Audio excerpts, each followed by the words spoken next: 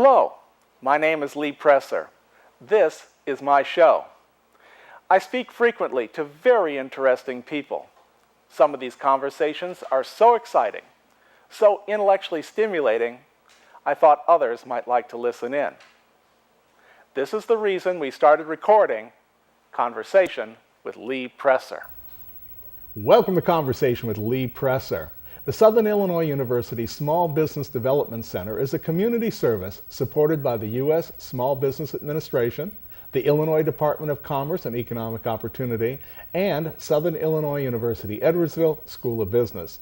By assisting a small business and helping it define its path to success, the Small Business Development Center strengthens those businesses, helps them create new jobs, and retain existing jobs. They provide one-stop assistance to business owners through counseling, training, research, and advocacy. Our guest today is Patrick McKeehan, the director of the Small Business Development Center at SIUE Edwardsville and East St. Louis. He's here to tell us about the resources his organization can make available to entrepreneurs. Patrick McKeehan, welcome to Conversation. Thank you very much for having me. So, why don't you just tell us about the Small Business Center? Right. So that, because probably most of the people who are listening don't know about it. Well, Small Business Development Centers have been around for a couple of decades. And in terms of the Small Business Administration at the federal level, getting down to the local level in terms of helping directly with entrepreneurs and small business owners. And it's a great resource for anyone who's in small business. And the SBA defines small business as 500 employees or less, basically, as the standard. Which is most businesses. Yeah, which is most businesses. They don't deal with multinationals per se, and they don't deal with large major corporations, but for every other small business out there, we are a great resource in terms of helping them work through the problems, the challenges, and the new opportunities that they may have to help grow them, keep them in our communities, and help continue to generate employment, new investment, and tax base for the local communities. So your organization is located on the campus at SIU? Yes, we have two locations. Where exactly are you? We are in Alumni Hall, on the second floor of Alumni Hall. Which one is Alumni? Alumni is right next to Founders. There's the two on the north end of campus there. So it's the end one? Correct. Right, so there's PEC, Founders, and Alumni? Correct. Okay. So if people are looking for yes, it, they know where to find go. Us right there. Well, in my day, it was PEC, Building 1, Building 2. Well, they do call it Alumni. Yeah, they got changed somewhere Right. along the way, and then it's like, I have no idea, so that's why I have to And ask. then we also have an office down at the East St. Louis Higher Education Campus, right in the center of East St. Louis. Mm-hmm. Is that a busy one in East St. Louis? We don't have as much walk-in traffic or people coming in to that particular location as we do at our SIUE location. But we use that as a means to reach out to those communities in that area. We have a 9-county area that we actually serve, so really? our people are very busy from that standpoint. How far away do you serve? We run clear up to Calhoun County, Jersey and Calhoun, as far down as Randolph, and then also Clinton, Bond, and Washington counties so the 6 along the river and those 3 interior counties. Nobody from Missouri, though. No, just strictly and Missouri has its own series of small business development centers in the city, in the county, St. Charles County, et cetera. Okay. So, all right. So, somebody I'm sure they probably call you on the phone first, or they get to you by the internet? Many different avenues for them to be able to approach us. We get a lot of phone calls. They get referred to us by various local sources, a bank, a local economic development group, a city hall, a chamber of commerce. Matter of fact, yesterday we had 4 or 5 walk-ins, people who are on campus, students at SIUE that wanted to come by and talk about a new business venture, a new idea that they might have about starting a business. Okay, so some young person walks into your office and says, I want to be in business. Right. What happens then? Well, we take them through a kind of a step-by-step process to better understand what their idea is, what is their position, strengths, ability to start a new business, what are the requirements that are going to be necessary for the business that they are starting, and from that standpoint then, how we can help step them through a business plan to prepare them to start that business. Mm-hmm.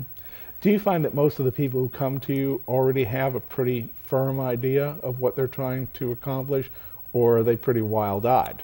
Well, I say half in jest is that people have a real good idea about their business. They just have no idea how to start that business, and it can be a very daunting process in terms of pulling together all of the information necessary to be successful. Anyone can start a business. Let's just walk through. Yeah. Take an example of somebody that, I mean, don't name them, but right. somebody came to you within the last month, and now you start walking them through. We commonly get restaurants as a possible. So let's use that as an example. Someone comes in, they say, "Why don't they start a restaurant?" We say, "Okay, well, where do you think you're going to start this restaurant out? What's going to be the theme of the restaurant? What is your unique aspect of your particular restaurant?" And then from there, we kind of start through the process. Okay, what is your experience in running a restaurant? Have you ever run a restaurant? Do you have any restaurant experience? What is your financial position? Do you have the money to start? Do you understand what it takes to start from a cost standpoint? Do you have a location picked out? So we start to analyze all those particular issues. And as they can begin to answer those or come up with answers through their own research, then we start to say, okay, let's start putting this down on paper. Let's get your concept down on paper, the design, the location, the particular costs or expenses are going to be associated with. What are you projecting is going to be your revenue? And then we start working through kind of towards this idea that once we get it down on paper, then we can begin to execute the plan. And one of my colleagues has told me this, that, it's all about plan. The more you plan up front, the greater likelihood that you're going to be a success in the end. And she said, what the problem is that businesses that rush to business, throw up that sign in the window and open the front door without fully understanding what their business is, who their customers are, how they're going to be able to supply their particular product or service, how they're going to be able to collect for that product and service. Those are the businesses that ultimately end up failing. Mm-hmm. It only takes one bad experience. With dealing with any business, and a lot of folks just won't come back. I always tell people, it's the ice cream shop that opens in November. Okay. It's a great idea, great location, but you've got to understand that people don't tend to go out and buy a ice cream cone throughout the winter. And so how do you keep your doors open during that time so you can get to that spring and summer when you're going to really have your high-end sales? So you mentioned money, which of course is probably, huge. I mean, first of all, that's the objective of being in business, right. is to earn some money. Right. Earn enough money to pay all your bills and to keep something for yourself. But also you need that, just like you said, upfront costs, right. like renting something right. or buying some supplies. How often do people come to you with money, that they actually have money ready to go? Well, it really varies. They have access to money. They have a equity in their home. They have a savings account. They have a settlement, from maybe a retirement or something that allows them to access. But right now, a lot of the individuals we're talking to don't have the money. They don't really have sufficient money they may have the ability to open the doors. They don't have the ability to cash flow. If they're going to get paid, provide the service, get paid in 30 days, do they have enough money in between to keep the doors open, the lights on, and continue to provide service and market their feed themselves. And feed themselves. And many of them approach us with the idea that this is going to be their source of income. And you have to caution them to say, your pay is what is in the cash register at the end of the day. And if you don't make money that day, you don't get paid as the owner.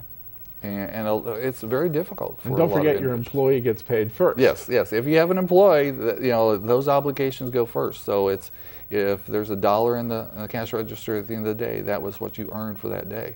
And most likely you're going to have to put that $1 back in to start the day tomorrow. So it's understanding, do they have sufficient monies, support, a spouse, other individuals that can support them through that startup time until they can get successful and get that money flowing.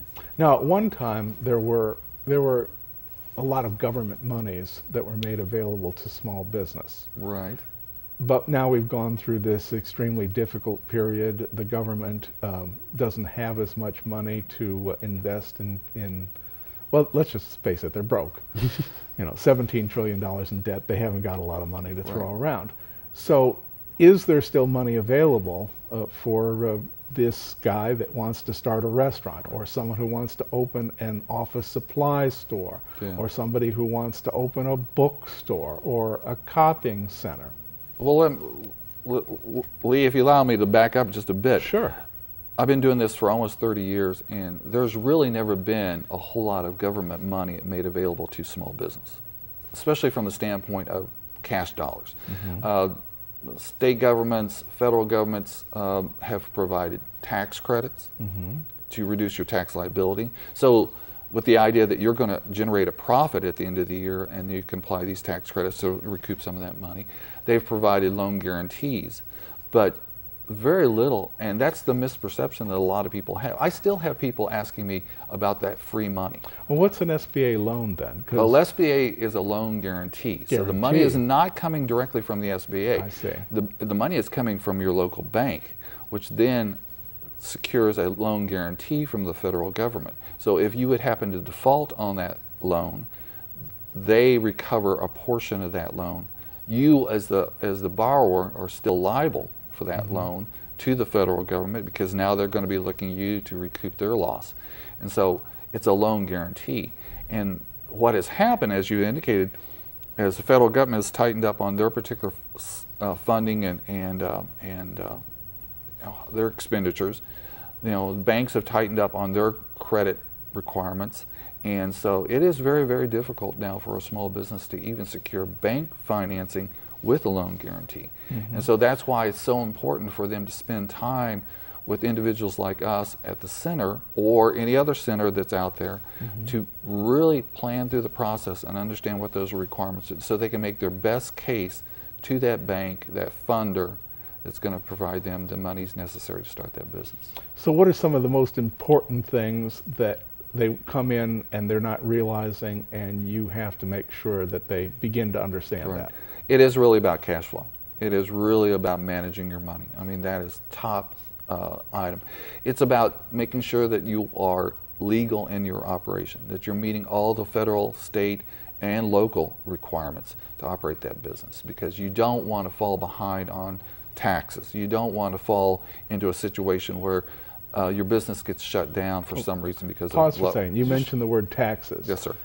It's not just one category. There are several categories. Yes, why don't you just go through this so that people understand? Right. Because a lot of people who aren't in business, they don't recognize, when they say tax, well, I pay my sales tax when I buy something, and of course at the end of the year or April 15th, I'm paying my federal and state tax. So, but if you have an employee, you have employee taxes. You have to pay in their Social Security. You have to pay. If you are in certain types of businesses, you have to pay excise tax on that to the state government or the federal government or even the local government. And so those are all the things that you need to go through in the process to understand. And once you start hiring individuals for pay, that tax burden just really begins to ratchet up, because there's so many aspects of employing an individual you have to be accountable for as a business owner. So of the, 15.3 that's percent, which is FICA, which is including both Social Security and Medicare taxes. Right. While the employee is paying half out of his paycheck, the employer, the one that's coming to see you, has to pay the other half out of the drawer. Right. Right. Or setting aside those monies in some way so that they can pay, and most likely it's on a quarterly basis, so they're paying 4 times a year. So, all right, so you got employee taxes, you got your sales taxes, right? You got your state income tax, correct? A federal income tax, and depending on where you're located, you may have a use tax. You may have a use tax. What is a use tax? A use tax can be on. It's basically a tax on a particular item or good that is sold. That is, let's say, an individual wants to start a microbrewery. They may pay a use tax or a excise tax on that particular item, in addition to it's an upcharge for that particular item. And the state of Illinois 2 years ago increased their excise tax on those alcoholic beverages as a way to pay off some of their capital funds programs. So every time someone gets excited about raising taxes on cigarettes or liquor or something like that, Right. that's actually hitting small business people. It is hitting small business. It Right. really is. And the impact of raising costs on cigarettes really does not only impact that tax that business owner has to collect and pay that tax. It might reduce the demand for those goods in their stores. Mm-hmm. And so it reduces their revenues, and it can have a devastating effect. Okay, so you said use tax and then keep Excise going. and income, use, employment, any excise taxes, any special local taxes that you might have to pay. Like a transportation district. Tax or park tax. Why don't you explain what that might be? Yes, and particularly in this area of Metro East, we have the Metro East Park and Recreation District, and so they collect, a 1%. I think it's 1/10 of a cent, possibly. It's somewhere in that range of a sales tax. So, But it's businesses in a defined area, right? Correct. So across the street, they're not collecting that. Possibly. This side of the street, they are. Possibly. It can be a tax increment financing. In Edwardsville, they have set up a zone where they collect a special sales tax for that particular, to create the necessary infrastructure for those businesses to be there. So it all adds up. So when people see that they're in front of, say, a Home Depot or a Lowe's, and they have to tear the street up and put in new lights so that people can get in and out, they have to pay for that somehow, and Right. that's where you set up a TDD, right? Set up a transportation development district, correct. Right. What other kind of? Well, taxes are extremely important, and that's why we advise that people have good financial advisors. Right. Secure an accountant. Know somebody that can help you because the fact that we are serving a 9-county area and hundreds of businesses every year, we can't walk through that same process with everyone on a regular basis. So we strongly advise that you set up a support team around you, and that includes a very good accountant that can keep you safe on your taxes. Mm-hmm. So do you find that the people who come to you, they have a real plan, other than, say, financing or Right. the things that you talked Yeah. about with finance? Do they really have an idea of something that is saleable, that's going to work? Yeah. Oh, If only. yes. If only the customer shows up. Right. I think we do. I think I sat through a session yesterday of some young entrepreneurs, student entrepreneurs that were putting together for a business plan competition, and some very good ideas, some very, I think, attainable ideas. They can have to continue to refine that, work through their costs, but we could see 3 or 4 new businesses pop up as a result. What kind of, without revealing Yeah. anything that shouldn't be revealed, but what kind of businesses are possible to start now that you could actually survive in this economy? Yeah. Well, the wonderful thing about this economy and where we are today is that a small business can sell globally, and we've dealt with a number of small businesses that are creating small products. Maybe it's a household good, or maybe it's a small piece of machinery that they can sell to a global marketplace through the internet, and that to me is amazing, because that's one individual.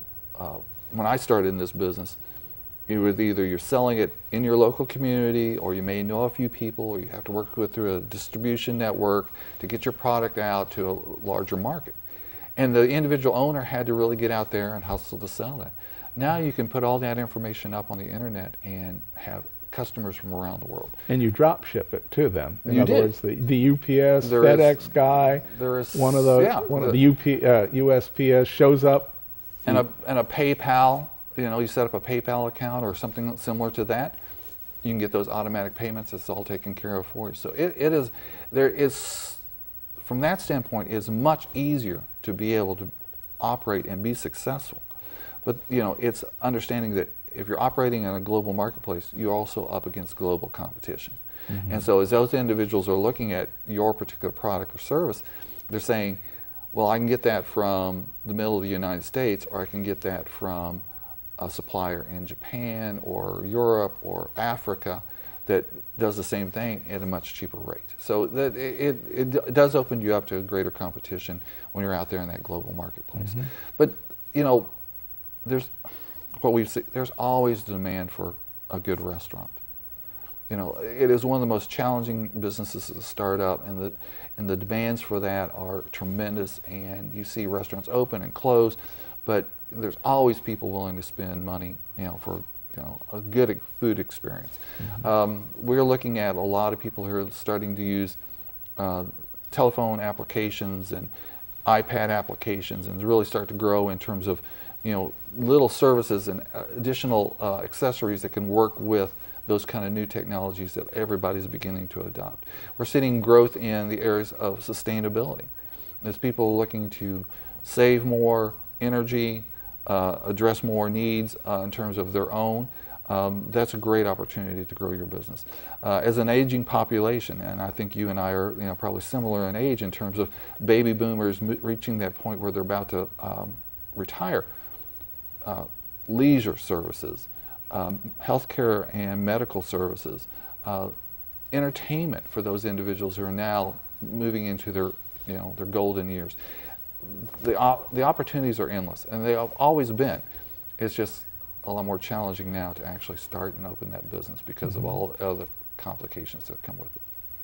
And being in business is tough. I mean, a lot of people don't understand that it's like having a child. You're right. You are you're babysitting that business, from here on out most of the time. Now, there are some businesses that once they take off and they start generating a lot of money, like you want it to, then you can hire it done. Right.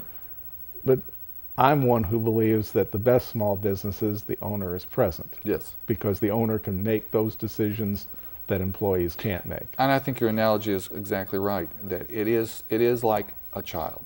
It is something you have to constantly pay attention to. You care, you feed, you support, you work through the bumps and the scrapes with that individual. You have to bring your personality in there too. Yeah, and you have to really, it's a 24/7, 7 days a week, 365 days a year kind of an operation.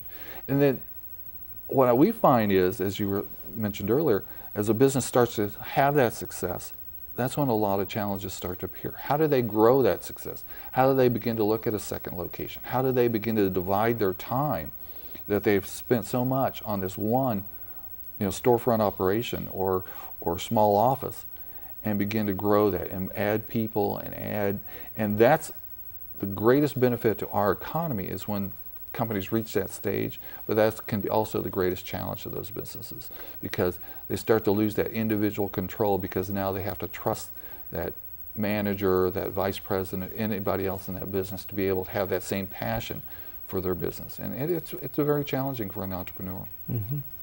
We have about 5 minutes left here.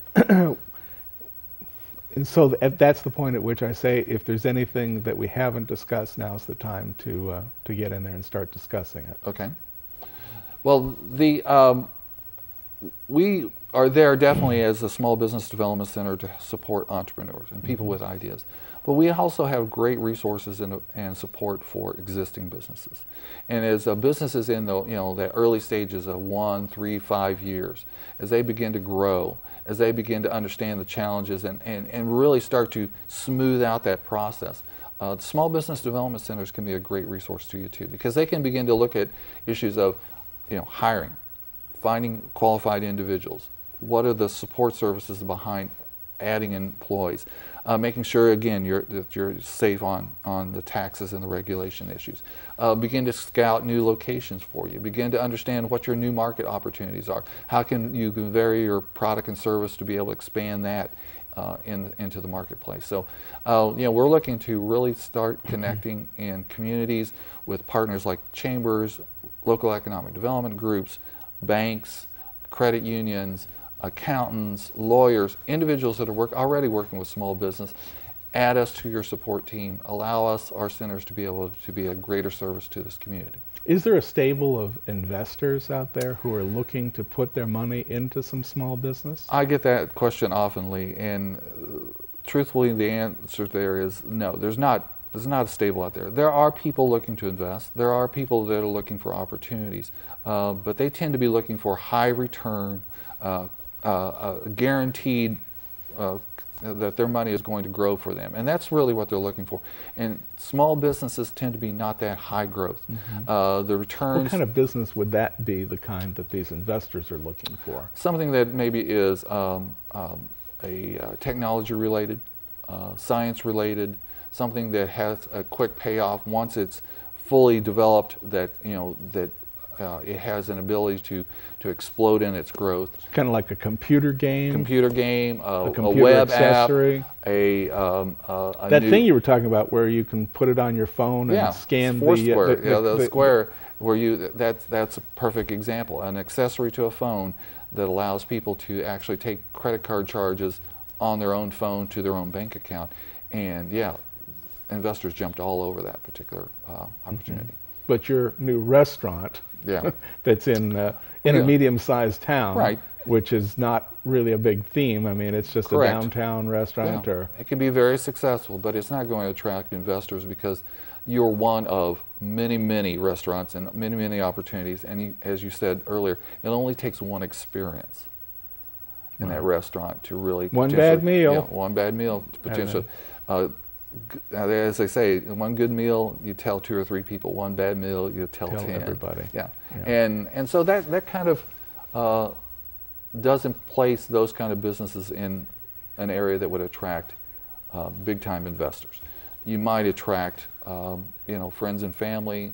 You might attract a neighbor or somebody who's that you know personally that might be willing to invest in your business, and that's a way to cultivate that. So if somebody wants to get in touch with you, we've had some contact information up there, but they can come see you. They just come to the SIU Edwardsville campus. Correct. The main campus. Alumni Hall. Alumni Hall. And what room are you in? 2126. 2126. And also our East St. Louis higher education campus site. We're in Building B, and so just welcome anybody to come in.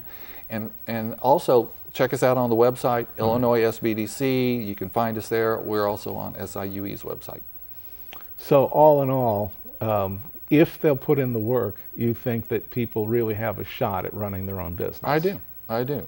Planning, dedication, effort, the passion that they bring for their particular product or service, they can be successful, and we can help them be successful. But it's something that I personally have, but so many other people have, that they can grow and be successful. Thank you very much for thank being you, with Lee. us. I've been speaking with Patrick McKeehan. He is with the Small Business Development Center located at Southern Illinois University, Edwardsville, and also at the East St. Louis campus. As he said, you can find them on the web. I'd suggest if you're interested, do so. This is also on YouTube. Show it to your friends. Thank you.